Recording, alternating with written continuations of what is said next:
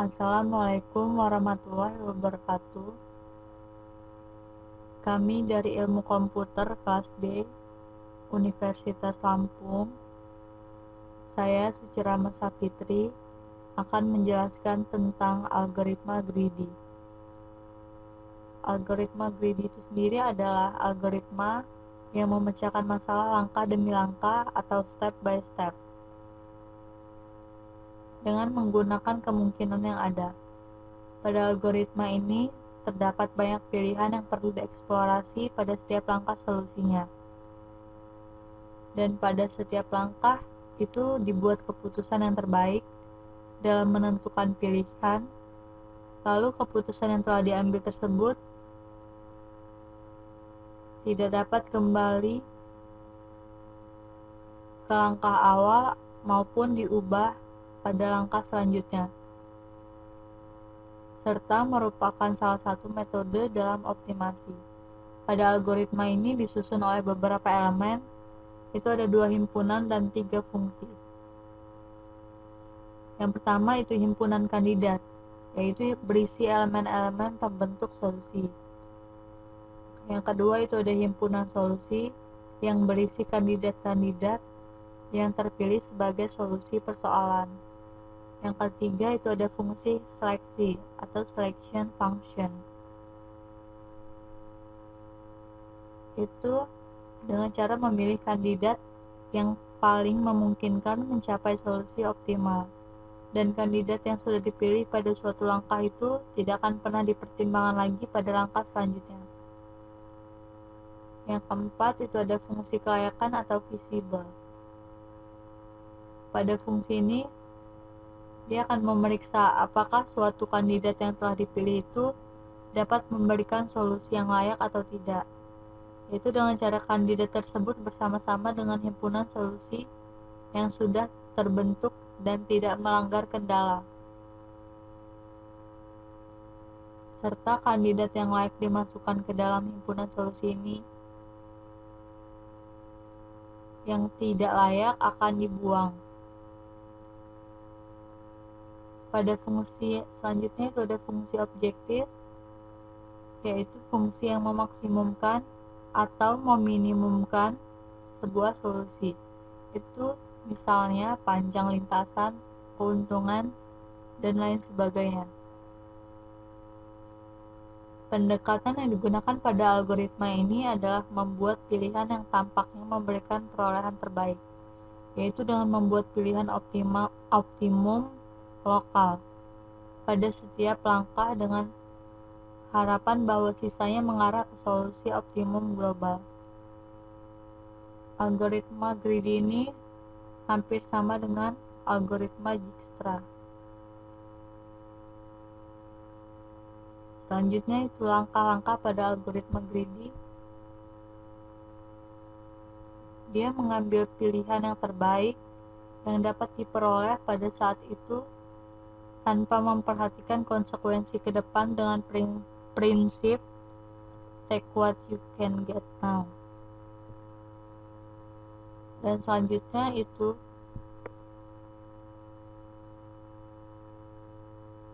memilih optimum lokal pada setiap langkah dan akan berakhir pada optimum global. Di sini terdapat contoh programnya. Kita di sini menggunakan metode Prim's minimum spanning tree.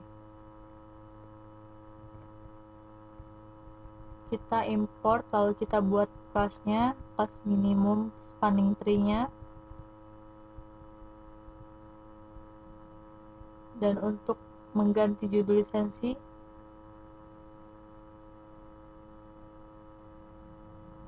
kita memilih license header serta mengubah file template-nya.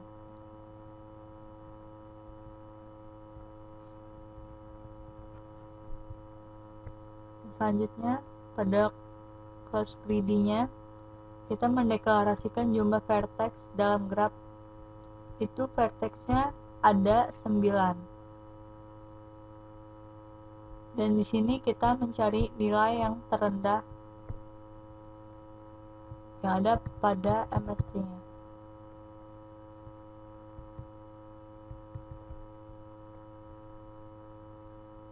Fungsi yang menampilkan susunan MST itu ada pada parent.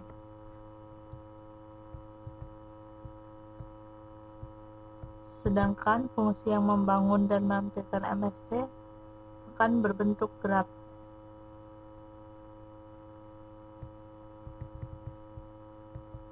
Dan dia akan menggunakan pendekatan matriks.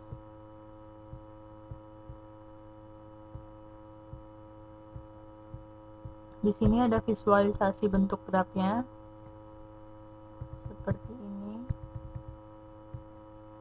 dengan angka-angka yang akan menjadi penentu jaraknya, dan hasilnya pada tabel ada age dan weight-nya 0, 1, 1, 2 dan seterusnya. Nah, di sini pada gambar dia akan terlihat seperti ini. Jadi kita di sini menentukan jarak terdekat atau terpendeknya.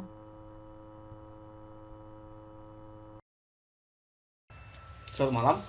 Malam ini saya akan mempresentasikan sedikit tentang algoritma Dijkstra. Ini adalah algoritma yang digunakan untuk mencari rute terpendek atau shortest path dalam bahasa Inggrisnya. Nah, apa yang kita cari sebenarnya dalam algoritma ini? Jadi di sini kita ada sebuah studi kasus digambarkan dalam bentuk graf. Nah, yang akan dilakukan adalah sebenarnya bagaimana kita mencari rute terpendek dari titik 0 ke titik 4 ini. Nah, di dalam sebuah graf ada disebut dengan bobot. Ini adalah bobotnya, contoh 0 ke 1 bobotnya adalah 4. Apakah ini masuk sebenarnya dengan bobot ini? Coba kita analogikan ini dengan jarak kota. Kita anggap 0 ini adalah Bandar Lampung, 1 ini adalah kota Bumi. Jadi di sini melambangkan bahwa jarak dari Bandar Lampung ke kota Bumi adalah 4 km, kira-kira segitu. Analoginya kira-kira segitu. Atau kita anggap aja ini kota. Jadi contoh kita dari sini anggaplah ini Bandar Lampung, ini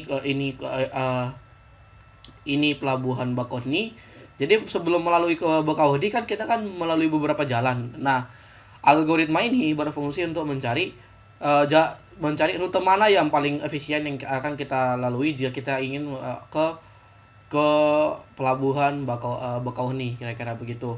Nah, graf sendiri Dijkstra sendiri dalam Dijkstra sendiri tidak ada yang berbobot negatif. Artinya kan tidak mungkin sebuah tempat itu memiliki jarak yang minus gitu. Tidak mungkin dia memiliki jarak yang minus. Nah, algoritma Dijkstra nanti akan mencari rute terpendek berdasarkan seluruh titik-titik ini. Nah, gitu kira-kira.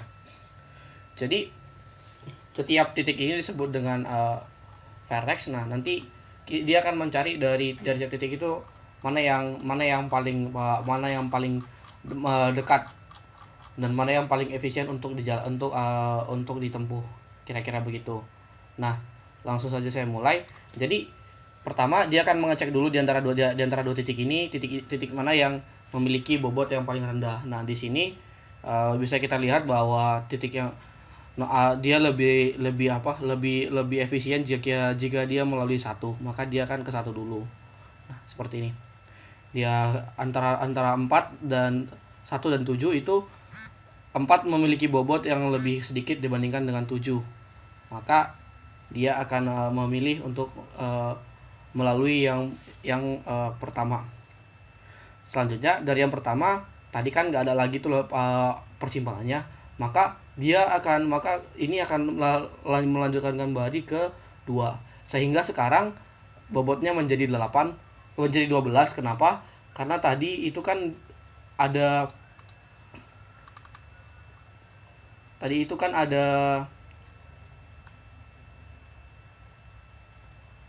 itu menjadi kan tadi kan 4 ditambah 8 sehingga dia menjadi 12 sekarang. Lanjut.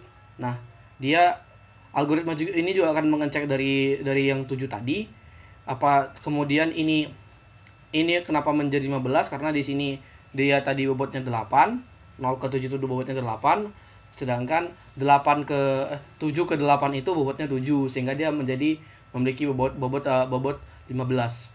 Di sini juga begitu. Ini tadi bobotnya 8, kemudian ke sini ada bobot 1, ke titik dari 7 ke 6 itu bobotnya 1. Sehingga bobot di sini sekarang adalah 9. Nah, lanjut. Ini akan mengecek lagi mana rute yang terpendek. Nah, dari 6 ke 8, itu memiliki bobot 6. Tadi kan sudah ditambah dari sini. Jadi sekarang 9 ditambah 6 menjadi 15. Nah, dari 6 kalau dia hendak ke 5, tadi kan di sini sudah 9. Nah, sementara 5 ini 6 ke 5 ini memiliki bobot 2. Maka sekarang dia menjadi 11. Lanjut lagi. Nah, itu akan dilakukan terus terhadap titik-titik yang memungkinkan hingga nanti dia ditemukanlah hasil seperti ini. Nah, kenapa dia lebih memilih ke sini? Karena kan kalau dari sini kan dia tadi kan sudah 19 tuh. Sementara dari 3 ke 4 itu kan dia bobotnya 9. Nah, dia berarti itu bukan minimum bukan jarak minimumnya. Nah, lalu jarak minimum yang bisa ditemukan adalah dari 0 ke 7 ke 6 ke 5 lalu ke 4. Dia menemukan jaraknya ada 21.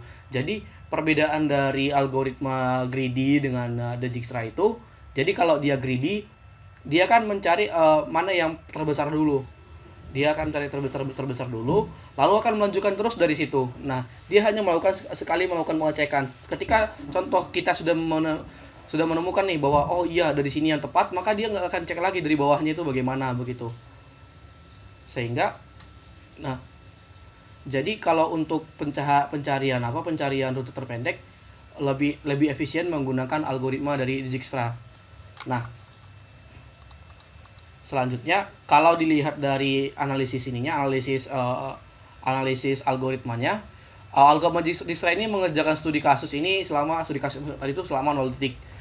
Seperti halnya algoritma greedy, algoritma Dijkstra menyelesaikan masalah dengan konsep linear. Tetapi konsep linearnya itu bertumbuh secara selaras dengan pertumbuhan ukuran data. Contoh, algoritma ini memerlukan 10 langkah untuk menyelesaikan kalkulasi berukuran 10. Maka ia akan memerlukan 100 langkah juga untuk data yang berukuran 100. Kompleksitasnya dari algoritma Dijkstra itu yaitu n log n. Nah, demikian, dan ini yang bisa saya sampaikan mengenai algoritma Dijkstra. Selanjutnya akan dilanjutkan. Oke, Assalamualaikum warahmatullahi wabarakatuh. Nama saya Fahri Maulana. Di sini saya akan menjelaskan tentang bagaimana penjelasan dari algoritma dynamic programming. Dynamic programming sendiri merupakan teknik desain yang mirip dengan divide and conquer, di mana masing-masing problem masalah dibagi menjadi sub-sub tersendiri, dan sub-sub itu sendiri diproses secara rekursif, kemudian baru digabungkan kembali menjadi masalah kesatuan itu sendiri. Oke, dynamic programming ini diimplementasikan dalam graph. Jadi untuk mencari nilai MST atau nilai terkecil dari masing-masing jarak dari lokasi ke 0 hingga ke 8. Di sini ada dua tipe dynamic programming. Yang pertama Bellman-Ford dan Floyd-Warshall. Nah, pertama saya jelaskan dulu yang Floyd-Warshall. Jadi Floyd-Warshall ini menerapkan konsep matrix. Ya. Jadi cara kerja dynamic programming ini menyusun semua karakter secara linear, lalu secara rekursif didefinisikan satu persatu nilai dari setiap graf ini jaraknya, dan menghitung dari nilai bottom to up, artinya dari nilai terkecil hingga terbesar. Jadi contoh di sini kan ada graf seperti ini, kita mencari solusi dari titik ke 0 ke 8, nilai terkecilnya, jarak minimumnya itu berapa. Di sini ada kolom 0, 1, 2, 3, 4, 5, 6, 7, 8. Nah, ini menandakan 0 titik-titiknya, dan ini juga. Pertama kita mulai dari 0. 0 itu sendiri ke titik 0 itu jumlahnya berapa? Jaraknya. Dia tidak berpindah karena dia tetap. Jadi diisi 0. Lalu 0 ke 1. 0 ke 1 jaraknya 4. Jadi plus 4. 0 ke 2 tidak ada garisnya. Tidak ada seperti ini. Jadi ditulis INF. INF sendiri itu merupakan infinite, jadi tidak ada garis yang berhubungan. Terus selanjutnya sampai ke titik 8, lalu algoritma ini membandingkan nilai dari masing-masing graf yang sudah diinisialisasikan ke dalam bentuk matriks. Di sini kalau di dalam pemrograman berarti array 2 dimensi. Maka masing-masing dari nilai tersebut kita sorting dari yang terkecil hingga terbesar. Setelah disorting, dia akan melakukan iterasi dari 0 menuju ke jumlah titiknya tadi berapa. Di sini ada 8, berarti sampai 8. Di dalam iterasi tersebut baru dibandingkan hingga ditemukan nilai yang terkecil.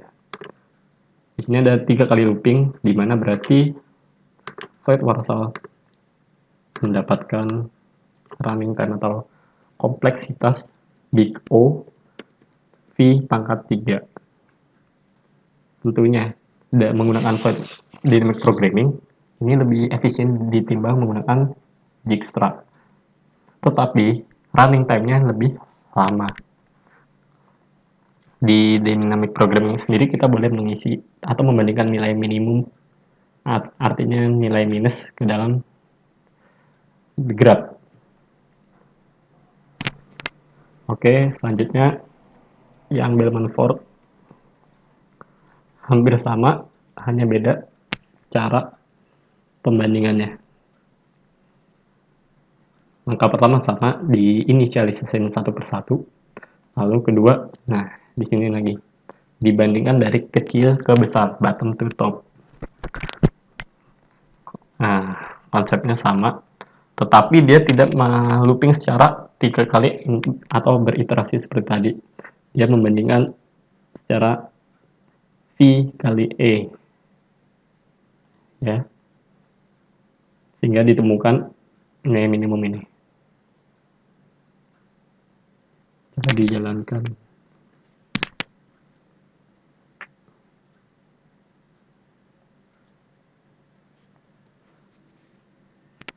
Ya, akan ditemukan jarak-jarak yang terdekat dari lokasi 0 ke 8.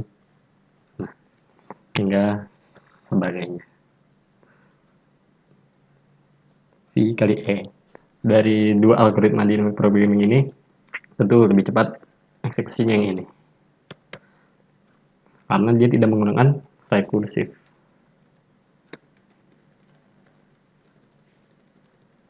Ini pakai rekursif. Oke, sekian dari saya. Selanjutnya akan demo tentang aplikasi ini dilanjutkan oleh teman saya. Terima kasih. Saya Sony Satrian Nugroho dengan NPM 1517051071. Di sini saya akan mendemokan algoritma yang telah kami buat. Di sini ada 4 algoritma. Yang pertama greedy dan dynamic programming ada 2, Bellman form sama Floyd-Warshall. Dan yang ketiga Dijkstra. Langsung saja saya demokan. Yang pertama adalah greedy. Seperti yang dijelaskan teman saya, algoritma greedy adalah algoritma yang memecahkan masalah step demi step. Dan saya akan mendemokan. Nah, hasil dari algoritma tersebut adalah seperti yang bisa kita lihat. Nah, yang kedua adalah algoritma dynamic programming. Nah, dynamic programming ada 2 algoritma. Yang pertama Bellman form sama Floyd-Warshall.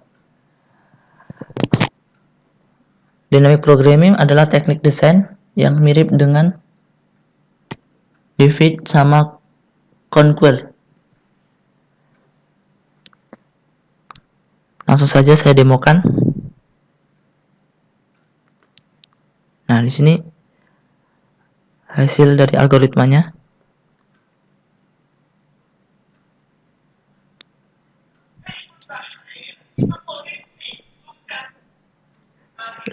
Terus kemudian algoritma kedua dari dynamic programming adalah Floyd-Warshall.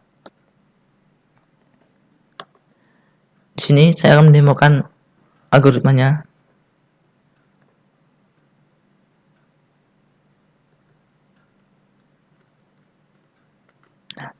Nah, di sini hasilnya.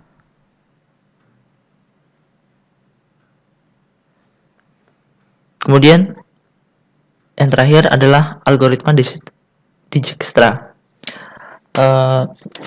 Algoritma Dijkstra adalah sebuah algoritma yang dipakai dalam memecahkan suatu masalah. Hampir sama seperti greedy. Nah, di sini adalah algoritmanya. Saya akan mendemokan. Nah, di sini hasilnya bisa kita lihat.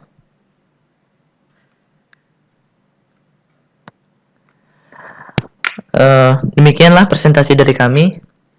Jika ada salah, kami mohon maaf. Wassalamualaikum warahmatullahi wabarakatuh.